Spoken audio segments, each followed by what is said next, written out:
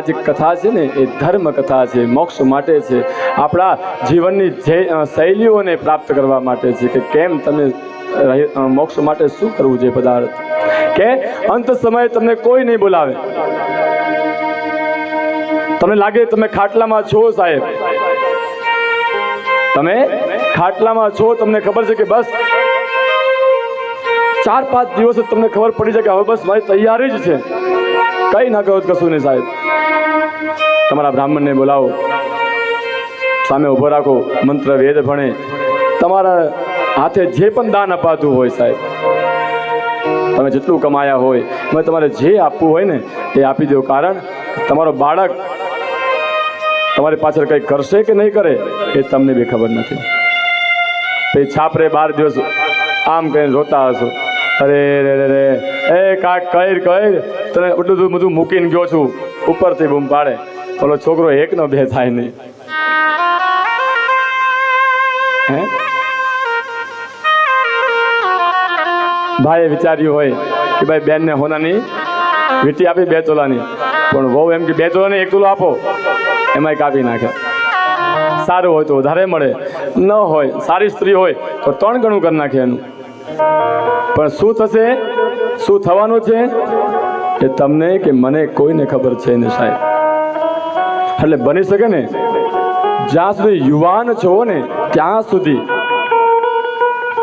ધર્મ કર્યા કરો, ધર્મનું આચરણ કરો, જપ કરો, ભક્તિ કરો. કેમ કે ભક્તિ કરવાથી તમને દુઃખ નહીં પડે.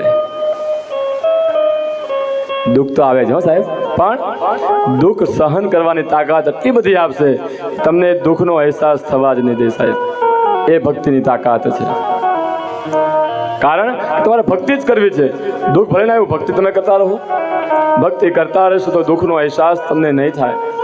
અને જે ભક્ત હોય એને દુઃખ આવવાનું જ છે સાહેબ. પણ છેલ્લી ઘડી સારી બનાવવા માટે ભક્તિ કરવી પડે. તો છેલ્લી ઘડીએ આપણા બાળકો આપણે રાખે, કારણ આપણે રાખ્યા છે. એક સંત છે, એ ગુરુ માને એને માતા પિતાના ત્યાં રહેવા ગયા, છોકરા બધા સાથે રહે છે. એકવાર એવું બન્યું, 2-3 દિવસ રોકાણા. એક દિવસ સાંજે જે ગુરુ હતા એ માતા પિતાને મળવા માટે આવ્યા અને કીધું આ જ શબ્દ કે ગુરુજી એટલે બ્રાહ્મણને ગુરુ કહેવાય. પગના તળિયા ઘસાઈ ગયા. હું ફાટેલા ચપ્પલ પહેરતો હતો, ફાટેલા તૂટલા ચપ્પલ પહેરતો હતો, જેવા તેવા સીવીને કપડાં પહેરતો હતો.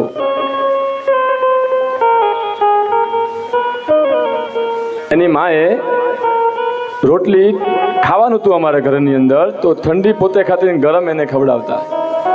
સારું એજ્યુકેશન આપ્યું, સારામાં સારી સ્કૂલમાં ભણાવ્યા, ધીમે ધીમે પૈસા આવતા ગયા. એમ આજે અમે સુખી છીએ. પણ દીકરો બોલાવતો નથી સાહેબ. શું કરવું હવે તમે કહો? દીકરો કે વહુ કોઈ બોલાવતું નથી, બધા જતા રહ્યા છે. આટલી બધી સંપત્તિ હોવા છતાં પણ એ અમારે સામો જોતા નથી. એટલે સંતે જવાબ આપ્યો, ગુરુએ જવાબ આપ્યો કે કાલે મળીએ આપણે, આજે નહીં. એમ કરીને એ ગયા ને સૂઈ ગયા. રાત પડી, સૂઈ ગયા. સવાર પડી. 1 દિવસ 2 દિવસ થયા ને, એટલે 3જા દિવસે એ દંપતીને બોલાવ્યા. આવો, તમારો પ્રશ્ન શું હતો? તો કે હા. પછી એને બાળકને નથી ખીજાણા, માતા પિતાને કહ્યું કે તમારો બાળક નાનો હતો તો તમે તમારા માતા પિતાની સાથે રહેતા હતા? એ બાળકે કોઈ દિવસ તમને તમારા માતા પિતા હારે જોયા છે? તમે એને પ્રેમ કર્યો છે? તમે કોઈ દિવસ ભક્તિ કરી છે એની સામે? યાદ કરો. એટલે આખું વૃત્તાંત એણે યાદ કર્યું એટલે સમજી ગયા. બસ સમજી જાઓ એટલામાં કે તમને એણે જોયા જ નથી તો તમને મળવું શક્ય નથી, આ જન્મ તો નથી. કારણ કે સમય વીતાઈ ગયો સાહેબ, સમય વીતી ગયો. કારણ કે તમે જેવું આપો છો એવું તમને મળવા માટે પહેલા તમારે એ પ્રાપ્ત કરવું પડે. તમે ઈચ્છો કે તમારા બાળક તમારું માને, તમારા બાળક તમને સમજે, તો એના માટે તમને એને બતાવો કે આવી રીતે રહેવું જોઈએ સાહેબ. તમે જો વડીલોને પગે ન લાગો તો તમારો બાળક ક્યાંથી લાગવાનો છે સાહેબ? પગે લાગ ક્યાંથી લાગે? તું લાગ તો ખરી પેલા વડીલ છે, તું લાગ તો એ લાગશે વાહે. આપણું જોઈને એ લાગે છે, આપણું જોઈને બાળક કરે છે સાહેબ, એમને એમ કોઈ કરતું નથી. એટલે તમારે જો સારું કરવું હોય તો પહેલાં તમારે સારું બનવું પડે. તમે તમારી માને સન્માન આપો, તમે તમારી માને સન્માન આપો, પિતાને સન્માન આપો, તો તમારી બહુ સન્માન આપશે સાહેબ, નકર એ નથી આપવાની. કેમ?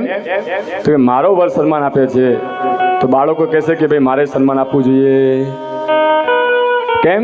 તો કે મારા પિતા છે, મારા પિતા પગે લાગે છે મારી માને, એને માને, તો મારે મારી માને, મારા બાપને, દાદાને, બધાને પગે લાગવું પડે. એ તો શીખશે સાહેબ, નકર શીખવાનું નથી સાહેબ. એટલે તમારે પહેલાં શીખો, પછી બીજાને શીખવાડો.